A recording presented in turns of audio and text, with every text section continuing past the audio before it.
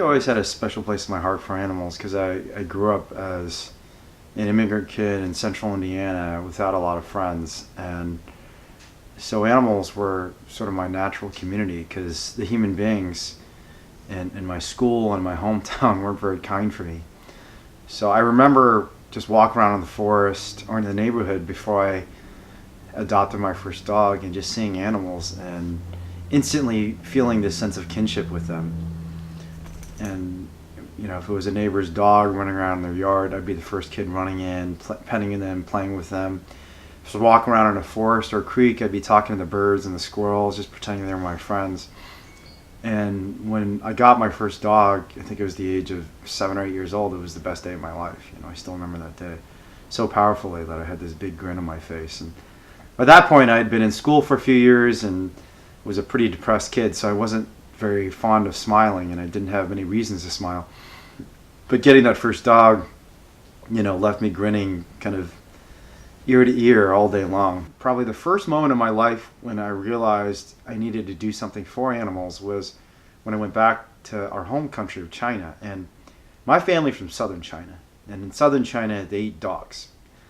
And what should have been a really celebratory return to China, because my family had been basically kicked out of that country for 40 years, from 1949 when we were on the losing side of the Civil War to 1989 when we finally got back after 40 years of being separated from our family members. What should have been a really celebratory vacation and trip turned into a nightmare because one of my first experiences with food there was going to a restaurant that was called like a Wild Earth restaurant. And my dad and I both remember seeing like a monkey outside with a collar around his neck, just tied up in a cage. And I'd never seen a monkey before outside of the context of a zoo, and I remember just loving the monkeys in zoos. And seeing this monkey who was just sitting there, just sad-faced. I mean, he looked like a little kid, because monkeys have, the same expressions, the same body, even opposable digits that human beings have. So it's just shocking to see the monkey. But the shock turned to horror when we started hearing barking. And, you could see like these lines of cages, and there were dogs. I mean, there are all sorts of animals there. They're like, I think there are raccoons, there are snakes, lizards, all sorts of animals, because in China, they don't believe in speciesism except between human and all non-human animals. They don't believe that there's a difference between a dog and a pig, and there isn't. But in many ways, they're more internally consistent because they think, well, if we're going to eat a pig, why not a dog? Why not a snake? Why not a rat? And they really do eat them all, partly because people in that country are just poor, so they have to take advantage of whatever animals and whatever protein they have available to them. But when I realized that they were going to kill these dogs and eat them, I immediately just started shrieking, because here I am, this 8-year-old kid whose only friend at home is a dog, and I'm seeing these poor puppies there who look exactly like my dog at home, about to be beaten to death, killed, and served up on somebody's dinner plate. And yeah, and I just started crying and crying and crying and begging my parents to do something about it. And I'll remember to this day, and until the day that I die, my dad's response, and he just said to me over and over again, son, this is just what they do here. This is just what they're taught. It's not better or worse. It's just what they're taught. And it was probably the first time in my life, as an otherwise very rule-abiding, very, very kind of well-behaved Chinese kid, that I realized some of the things that were taught might not be right. Because I knew in my deepest core that I don't care what anyone tells me. I don't care what I'm taught. I don't care what teacher or authority figure tells me it's okay and appropriate for people to kill dogs for food. I knew that it was wrong. And so that kind of left a mark in me. And honestly, to this day, sometimes I still have nightmares about just those memories of seeing and hearing dogs in cages about to be beaten to death. But it's been a long journey since then. And I mean, honestly, you can go through a thousand other experiences that were incredibly dramatic. But I guess some other really important ones were, like a lot of people, when your first companion animal dies, that means a lot to you. And when Vivian died in 2001, that was the dog that I had. She lived from 1989 to about 2001. So I had her, she was about 1 year old in 1989, I think. And then by 2001, I guess she was 12, 13 years old. She died. And I actually still to this day feel really guilty about what happened because, I mean, it's just one of these dumb little things that gives you more purpose in life and sets you on a better course, even though you did make a mistake. And what happened was Vivian was just really sick, and she was having trouble standing. She was having seizures, and I remember my mom giving me a call and saying, "Hey, Vivian's not doing so well," and she told me, "I think it might be time for her to go. We're not sure. She could go at any moment." And I was about to take the GRE. This might have been 2000, actually, maybe not 2001. I don't remember the exact year, but and I said to her, "Yeah, you're right. I need to come see her." But I had this big exam that I was taking the next week for graduate school, and I had to decide, okay, am I going to go home and distract myself a little bit and try and be with this loved one, or I'm going to take this test? That at that point in my life, I thought, my career, my graduate school, this test are all really, really important. So I decided, I'm just going to take the test. I'll go home. I've got a week. She's going to be okay. And then I think it was the day that I actually took the test that she died, and I never got to see her.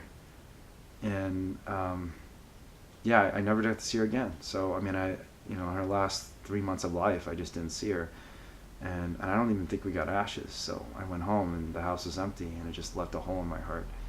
And it was a terrible mistake. And I always tell people now to this day that the people you care about and the relationships you develop are much more important than your career, money, all the material things in life don't matter compared to the love you have for one of your dogs. But the silver lining was you make a mistake like that and you realize that your life has to change. And I mean, it turns out I did pretty well in the GRE, but it didn't really matter to me because I knew that I wasn't making the right choices in life. And that was the point where I actually decided firmly and finally that I'd be vegan, because I, up to that point, had been sort of a lazy vegetarian and a vegan. And it was like one of those vegans who's vegan until my next cookie. And so I was vegetarian, to my credit, but when you're a college student and you've got all this free food, and in 1999, 2000, 2001, they're not going to have free vegan cookies or ice cream. We didn't have soy milk. I mean, there's not a lot of vegan stuff there, and so I was eating like shitty rice stir fries that basically they took the meat out and left these soggy vegetables. The same crappy salads and fruit every day, and almost every day at the cafeteria I'd see a cookie and just think to myself, God, I've eaten such crap today. Everyone else is eating all this delicious food in the cafeteria. I'm eating like the same crappy salad every day. I just want a cookie, and I need a cookie probably almost every day. So I was like basically vegan until my next meal, in which case I cheated. And after Vivian died, I decided, I'm done with this. That I really don't want to be a part of any industry that's hurting animals. So that was probably the second formative experience. And then the third formative experience, so that's like, 12-year difference. And then there was another experience I had in probably, I think it was 2006 or 2007, I don't even remember. But I was a failing law professor. I graduated from law school in 2006. Went in, started teaching law at Northwestern University School of Law. Got a recommendation from the most cited law professor in the world, a guy by the name of Cass Sunstein.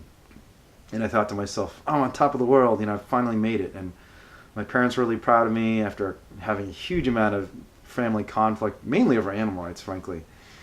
And I thought, okay, I've kind of made it. But it was a complete disaster. Like, I was not a good teacher. I was not as interested in the work as I thought I'd be. I published one paper on animal rights and climate change. This is a long time ago, before Cowspiracy. This is like 2006. So, but no one was really interested in it. I mean, it actually got published in a good journal, the University of Pennsylvania Law Review. But I sat down with the dean of the law school and some key mentors of mine at Northwestern and the University of Chicago, and they all said, you're just not going to get tenure writing stuff like this. This is too fringe. You got to write on important stuff like human rights or the First Amendment or, economic policy and law and these sorts of subjects. You can't write about animals. That's ridiculous. And that was really disenchanting to me. And I honestly got to the point where I was so depressed, I was thinking about killing myself, because my entire life, my family, my parents came here thinking they wanted to be professors because they were very good students in Taiwan. They came to this country, and mostly because of racism, I think neither of them really had the opportunity to teach because they just didn't have the English skills. And to this day, they're not particularly good at English. And they had always kind of instilled in me this idea that the thing that you want to be is a professor. And this is common in the Chinese community. Everyone wants to be a professor, a teacher of some sort. And I'd made it, and I'd failed. I just wasn't able to do it. I didn't think I was going to get tenure. And so I was going to work almost every day at Northwestern, going to the top floor of the garage and, hanging my legs over the top, just staring down and thinking about throwing myself off the building and just killing myself because I thought, I had no friends. I'd never even gone on a date, had nothing in my life, like, because I, was just so socially awkward and stilted from, at that point, 25 years of a lot of isolation, basically only interacting with animals, not having a lot of human friends, that I just didn't see any hope. I was like, if I can't be a professor, what's the point? And I really came pretty close to killing myself, but the thing that prevented me was I thought, well, if I'm going to go, I should try and do something good for the world. And even at that point, I wasn't a full-fledged animal rights activist then. I mean, I'd actually done a lot of organizing to that point. I'd organized in college and law school, but I didn't see myself as an animal rights activist. I just saw myself as someone who was a professor or a graduate student who also did animal rights activism on the side. But I did think that animal rights was the most important thing in the world. Like, I'd seen too many terrible things in China, too many horrible videos of what happens to animals. I'd, driven by slaughterhouses and smelled the blood, heard the fear of the animals who were screaming out in agony because they're still...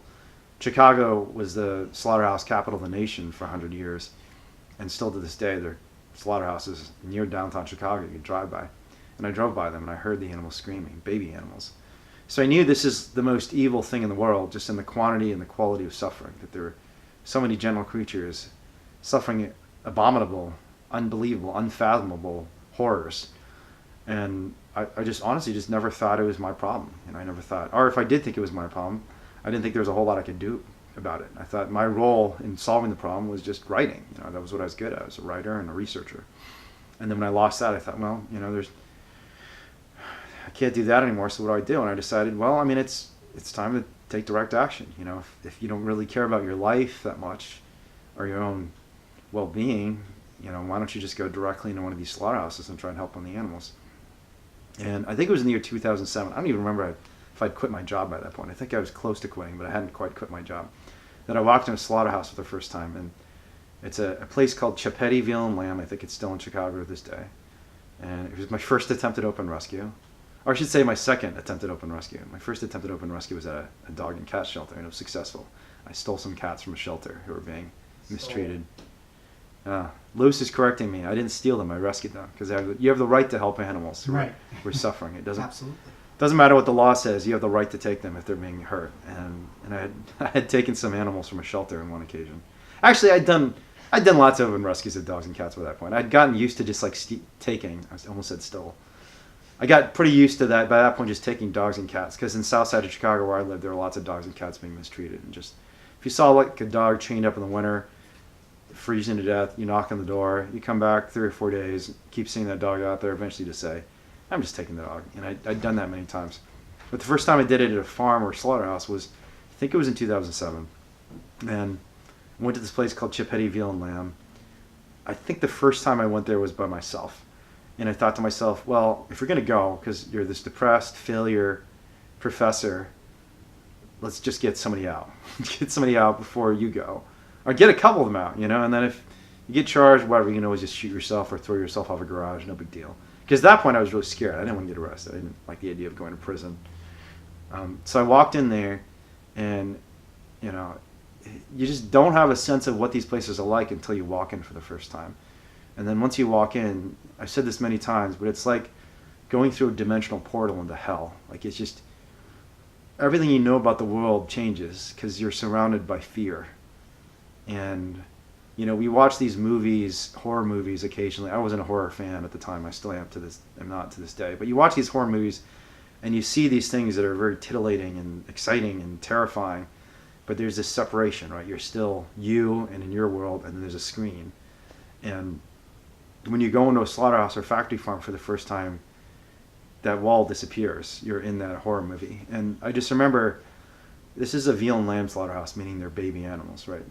There's all these lambs just in these crowded pens, and they were so scared because they'd been so used to people beating them and scaring them and shocking them, and they'd probably heard the cries of other lambs being dragged off to slaughter, because just a few dozen feet away from the pens was where they were all going to have their throats slit and have their bodies hung up.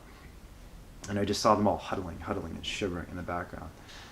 and I had my first experience too of just like scanning a slaughterhouse and seeing just so many eyes, so many lives, all lives that were living in utter terror with no hope.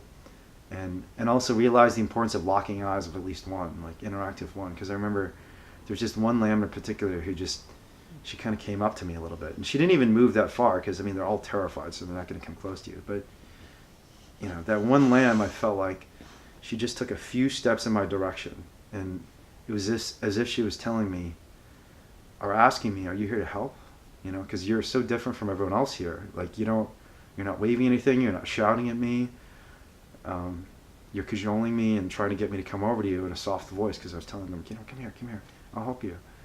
And I still just remember thinking to myself, man, this is so evil and terrible, but this is kind of amazing. This one lamb trusts me.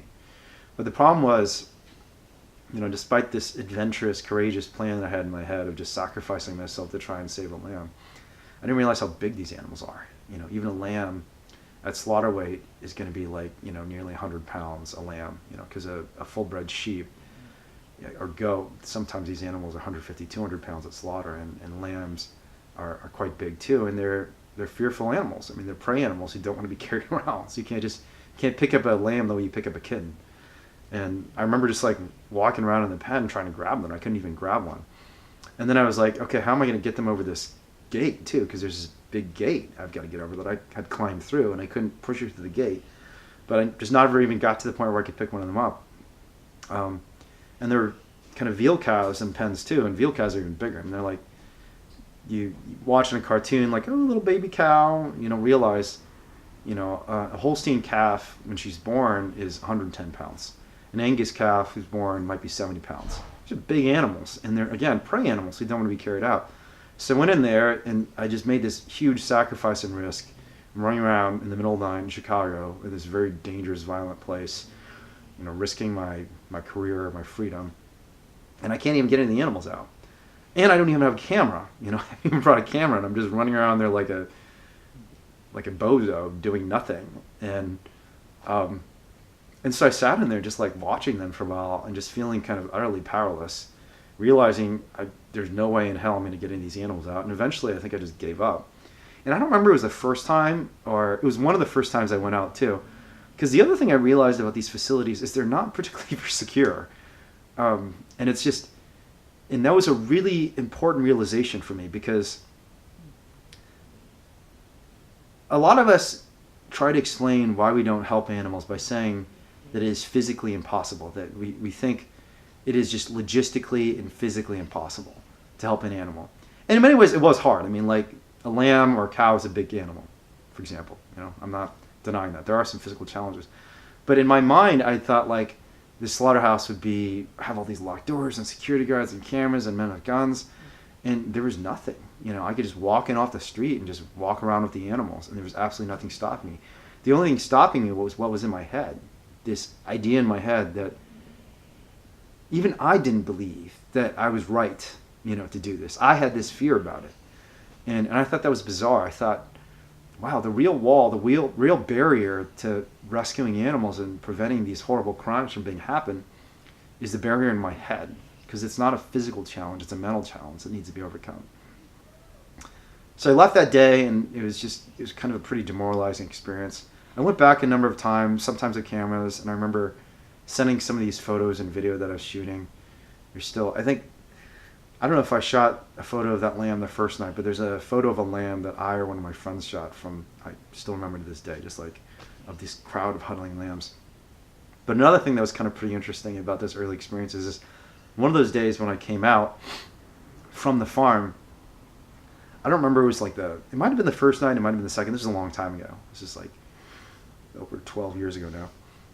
But like a worker walked right by me when I was walking out. And he just like looked at me, and I looked at him, I was like, hey. And he was, hey. And I just walked out. And that was the other thing that made me realize that, you know, I don't think people actually care that much. I mean, even the people in the industry, especially the workers, they're just kind of doing a job. I mean, they don't have some ideological commitment to animal agriculture or hurting animals. They're just doing this because they've been told to do it. Just like the kids and you know, the workers and the families are eating dogs in southern China. When I was visiting China for the first time in 1989. They didn't have any particular ideological commitment to killing dogs. It's just the way things were and what they've been taught. Yeah, so I think those are probably the three most important experiences in my life.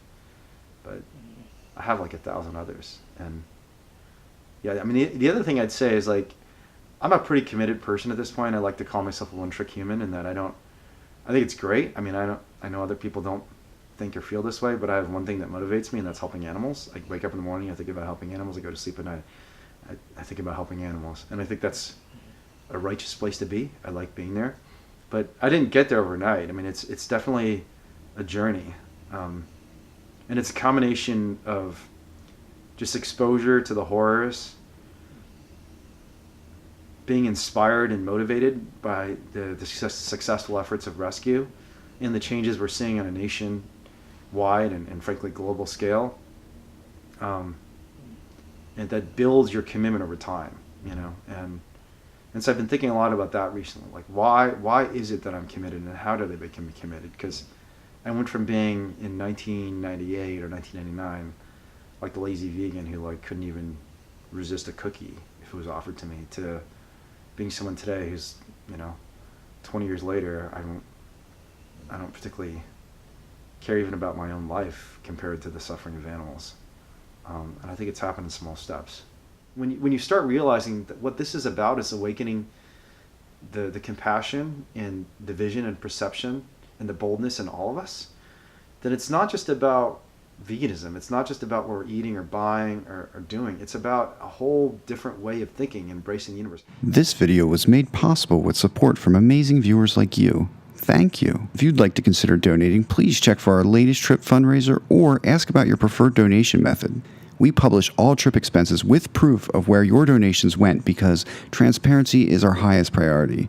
Thank you for living with love, compassionate people, and together we will make a vegan world.